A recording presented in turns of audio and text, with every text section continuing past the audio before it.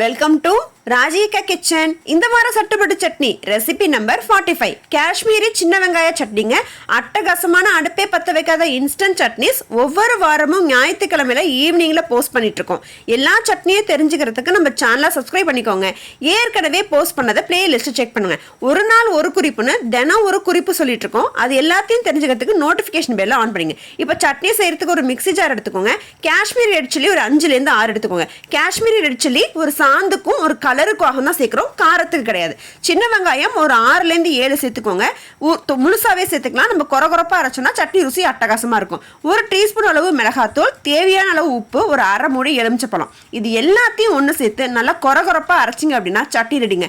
இந்த சட்னிக்கு தாளிப்பு கூட தேவையில்லை. நல்லெண்ணெய் அப்படி இல்லைன்னா நெய் ஊற்றி சாப்பிட்டீங்க அப்படின்னா சுவை அட்டகாசமா இருக்கும். இட்லி தோசையோட சாப்பிட்றதுக்கு அட்டகாசமான காம்பினேஷனாக இருக்கும். சப்பாத்தி மேலே தடவி சாப்பிட்றதுக்கு சூப்பராக இருக்குங்க.